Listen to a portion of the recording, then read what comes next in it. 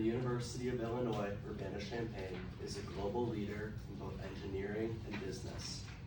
Our school and its students solve some of the world's most complicated problems, yet our most complex problem we face is how to squeeze onto the 13 silver to get to class on time. UIUC's transit system has exceeded its capacity, resulting in chronic overcrowding and a failure to provide safe, reliable transport for all of its students. The university's rapid growth is record-breaking. According to the 10th day report by the University of Illinois, accessed in April 2026, the university enrolled 9,008 freshmen in the fall of 2024, which set a record for the time. This record only lasted 1 year until this past fall, where the university enrolled a new record of 9,207 students. This rapid growth has spiked transit demand. Per the University of Illinois Champaign-Urbana Mass Transit District meeting minutes, accessed in April 2026, ridership of the MTD, or the buses, rose nearly 20% from 2024 to 2025. Consequently, a record number of students are squeezed onto an unchanged system of buses, leaving buses over capacity and students stranded. Enrollment growth has also fueled transit inequity. According to the Applied Research Institute, accessed in April 2026, the issue isn't the stop locations or the number of bus stops on campus, but the frequency and timing that these buses come to the stops. So for students pushed to the edge of campus because of the record enrollment, it doesn't matter if a bus stop is right outside their door, if when the bus shows up, it's completely full.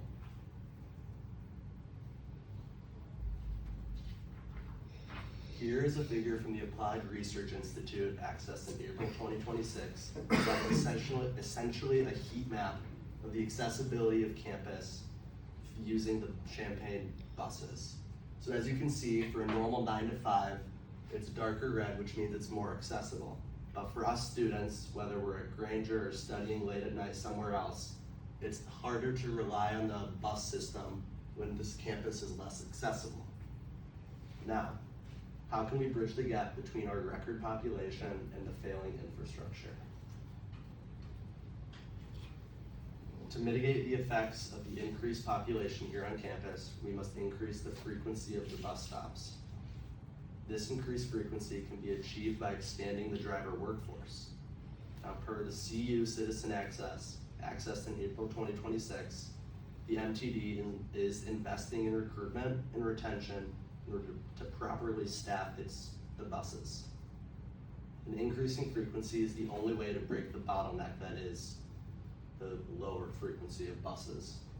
So by distributing the same number of students across more buses and more frequent buses, they would reduce the loads on bus drivers so that everybody can get onto the bus whenever they need to. Also, higher frequency of buses transforms campus transit from a gamble into a dependable service students can rely on. Research from the Applied Research Institute, accessed April 2026, confirms that a higher capability or a higher frequency ensures reliability for the system. This solution provides equitable access by meeting record demand and reducing the wait times for buses, meaning that if a bus pulls up and it's completely full, this won't happen because of this increased frequency.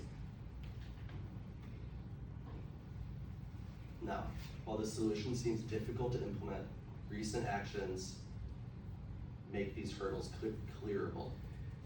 Now, to address the driver shortage, CU Citizen Access, accessed April 2026, reports that the Champaign MTD has implemented a new paid CDL program. Essentially, every bus driver needs a commercial driver's license, or CDL, to work for the MTD.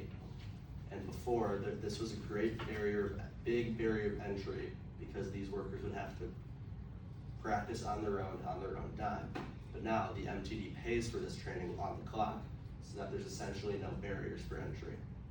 And while this might sound like it costs money, the MTD website, accessed April 2026, shows that the MTD has secured millions from state and federal governments because of low emission buses.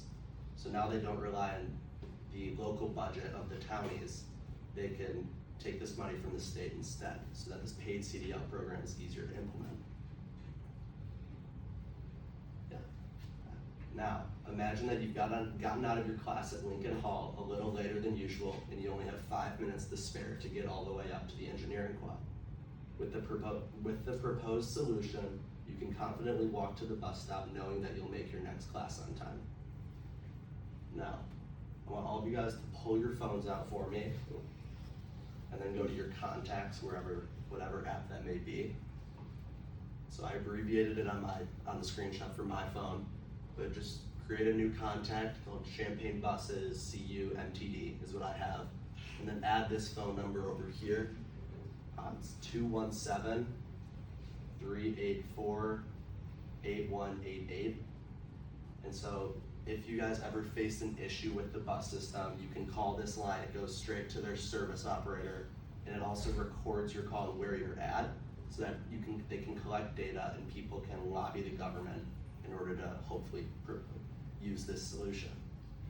So, in a community that is constantly expanding, the bus system remains the most consistent way to stay connected. By prioritizing a dependable MTD, we can continue to make our campus a home for everyone, no matter how far away from it takes for them to get to class. Thank you. Yeah. My question is that, do you think that in some cases the students can be at blame for that and not just the transportation system? Just 'cause I think so many of us, including myself, we get lazy, we don't want to walk to class, we're running late, stuff like that. So I guess where do you kind of allocate that blame? No, I don't think it's just the bus system's fault, or they're not completely to blame, but I know from experience living at FAR, I've shown up to class or tried to get to class 20-30 minutes in advance just because when I'm waiting at that, whatever the bus stop is called, there's 40, 50, 60 people waiting to squeeze onto one of those buses. So I think it's a two-parter of everybody leaving at the same time and then not being enough. And then maybe what are some other ways besides, I guess, the higher frequency of buses, maybe other forms of public transportation that maybe they could implement in order to kind of decrease this issue? For sure, yeah. I know that the university is very good at having bike locks and places for you to keep your bike, especially on the main quad, by the BIF, at Granger, there's a bunch. So as long, you don't need to buy a bike per se, but if you have one at home and you're on campus without it, it could be helpful to register with the, I believe it's like the police department, so that if it gets stolen, they could hopefully track it down. Sure. So I think that would be helpful as well. Thank you. Yeah.